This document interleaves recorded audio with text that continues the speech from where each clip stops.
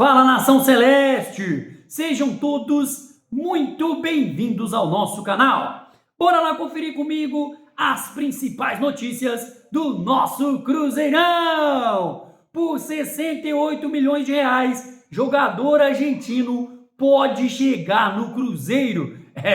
Meu povo! E Arthur Jorge projeta duelo do Cruzeiro lá no La Bombonera e revela o que vai fazer a diferença. E adversário de Messi na MLS vira alvo prioritário do Cruzeiro para esta janela de julho. Então, bora lá ficar comigo até o final desse vídeo e acompanhar todas essas notícias do nosso cabuloso. Mas antes, aquele pedido importante, hein? Se ainda não é inscrito, já se inscreva, deixe o seu like, seu comentário e participe conosco aqui das nossas resenhas. Pessoal, o Cruzeiro que já conhece o preço aí de um de seus alvos neste mercado de transferências. Lembrando que vamos com tudo nessa janela e a expectativa do Cruzeiro aí reforçar muito forte o nosso elenco. Goleiro, zagueiro, lateral, meio campo, atacante de beirada, enfim, uma janela muito promissora.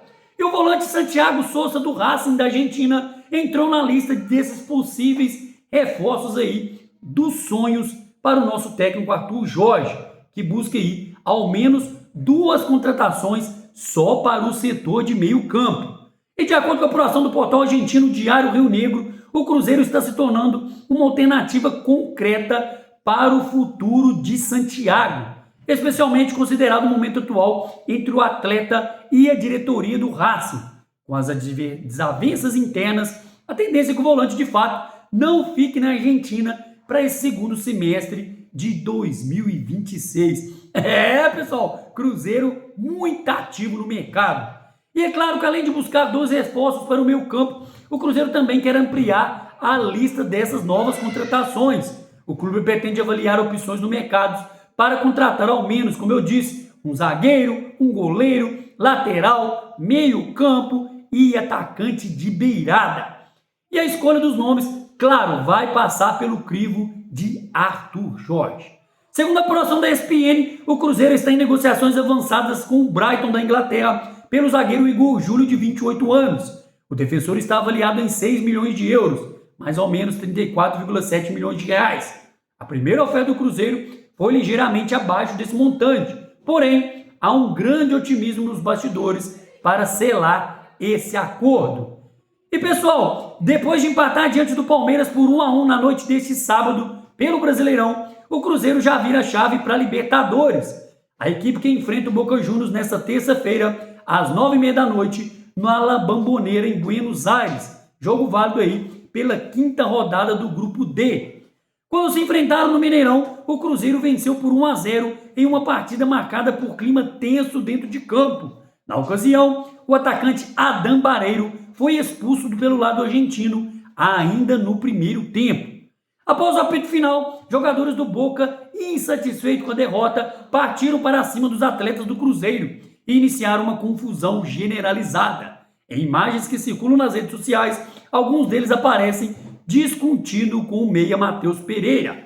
Questionado sobre o que espera aí desse confronto na Argentina, Arthur Jorge evitou falar sobre o ambiente que vai enfrentar lá no La Bombonera e destacou que o principal fator para o Cruzeiro conquistar um bom resultado será a postura da própria equipe dentro das 4 linhas. Olha o que ele disse, abre aspas, não espero nada em relação àquilo como vamos ser recebidos, espero sim a forma como vamos chegar. Isso é que vai fazer a diferença sobre aquilo que vamos conseguir lá ou não. Terá sempre de ver com a nossa postura, com aquilo que é a nossa abordagem ao jogo, a forma competitiva, séria e, acima de tudo, determinada para conseguir o resultado que procuramos. Fecha aspas, destacou aí Arthur Jorge. Com o empate por 0-0 diante da Universidade Católica, na rodada passada, o Cruzeiro assumiu a 2ª colocação do Grupo D e ultrapassou o Boca Juniors na tabela. Os argentinos perderam por 1-0 para o Barcelona em Guayaquil e caíram para o 3º lugar com 6 pontos. A Católica, que iniciou a rodada na liderança, permaneceu na ponta da chave, também com 7 pontos. Os chilenos levaram vantagem sobre o Cruzeiro nos critérios de desempate.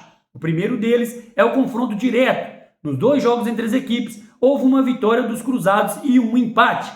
Já o Barcelona, que ainda não havia pontuado na competição, conquistou seus primeiros 3 pontos após vencer o Boca, mas segue na última colocação do grupo.